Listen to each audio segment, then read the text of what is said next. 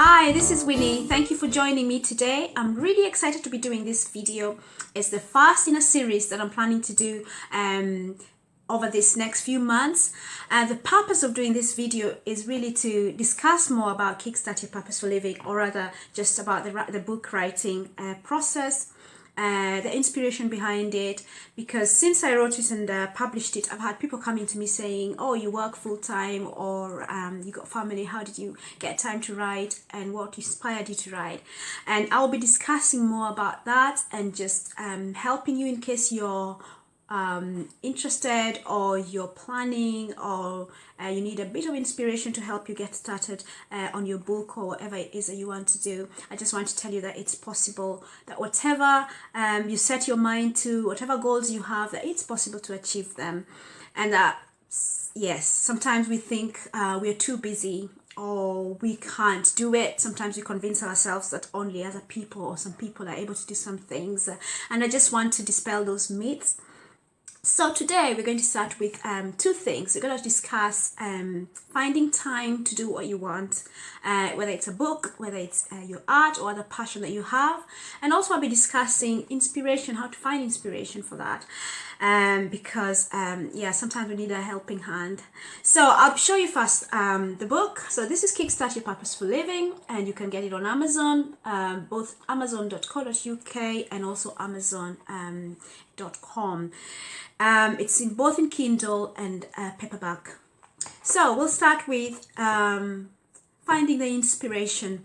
For me, I would say that I think I have always known that I love writing, but I wasn't sort of sure that I could sort of publish a book. That was not in the cards until about 2 years ago.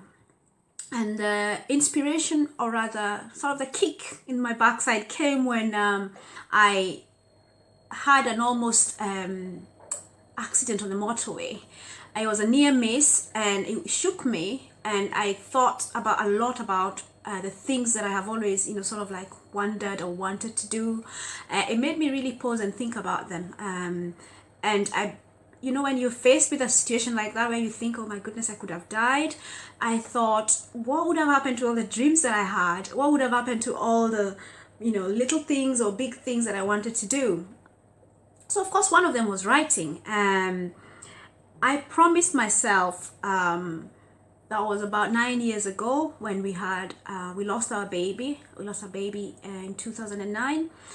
And I was so inspired, and I can say I received a lot of help from people who had written their stories of grief. It's a lonely time, and you really sometimes just want to find that one person, or that person who will tell you, what we've been through it, and you'll get through it too. And really, books played a big part in my healing and finding light. And so I promised myself that time, very quiet, silent promise that I made, and I said, I will write one day and help somebody else. So I started writing, little by little. I started writing my story, but because it's a very difficult topic to write on, when you're writing on a difficult story that brings a lot of memories back, it's taken a long time. So I would write and stop and write and stop. But in the process, I decided to start writing a blog, and I think that gave me a lot of courage to write in public, to have my work read by other people, sort of critiqued, encouraged by people. But it's been a really learning slope, and I've learned a lot. So that's how I got myself inspired. So fast forward to Kickstart Your Purpose for Living. This came as a result of that near accident on the motor, where I just thought, you know what, just better do it. So yeah, so that's how I started. That's how my inspiration for writing started. Number two, I will discuss finding the time. Yeah, this is one of the areas that a lot of us sort of find difficult, because you think, I've got a full-time job, I've got kids, I've got a husband, I've got the house chores for us who don't have any help in the home. So yes, you find yourself thinking about, where do you get the time to do this? Yes, when I wrote this book, although it's not a very big book, but it took a lot of time to edit and all that. So how did I find time to do this? I remember coming, it was sometime in 2017, when I felt I need to sit down and write a resource for a group of a group I was running on Facebook for some ladies. And I thought I wanted to write a resource, a Christian resource, something that they could use for study and things like that. And I kept thinking, oh, I'll do it. And the night time was never coming. And one day I decided I'm just going to do it. So I thought I'm going to switch off my Facebook. So I deactivated my Facebook, and I was so determined that I even deleted my WhatsApp app. So once that was done, I went to sleep. I did that in the evening, and in the morning, when I got up, I was like scrambling for my pen.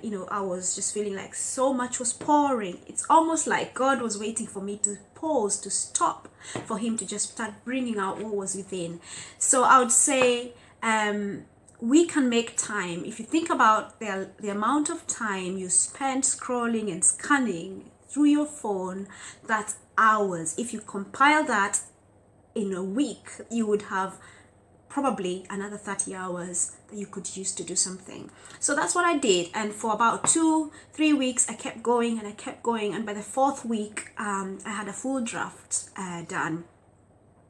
So I would do that a lot in the morning. Most of the time I found mornings to be a lot better for me. Before anyone got up in the morning, I found, or if I wasn't working in the morning, I would find those hours when I was alone and I didn't have a lot of distraction from the kids and anything like that. I found they were much easier to do. So that's how I got my book written, and I'm trying to stick to that. So I would say, first of all, for inspiration, I'm sure you've got experiences, I'm sure you've got things that you love and are passionate about, and just follow that. I believe there is so much purpose that is hidden in the things that we actually love doing, because it's not a mistake. And then secondly, when it comes to time, think about those things that you can shut down. You don't need to be on Facebook or Twitter 24/7. You don't need to reply to every WhatsApp message from all those groups. You can put something aside and set time to do it. You can do it early in the morning, you can do it late at night, you can do it over lunchtime. You've got so many options. You've got iPads that we can use, so even if you're sitting on the train or somewhere, you could just be typing away, doing something. So if it's a book you're writing, if it's something else, I'm sure there are other ways you can do it. So I would just encourage you to not to give up, and to just pursue that which it is that you want to do, as long as of course it is positive. Pursue it, do it, because there are people who will be relying on you, on your gifts. I always say gifts are not just for us to hoard, they are for us to share, because then somebody else gets to benefit, and when they share their gifts, we also benefit. So I hope to see you next time, and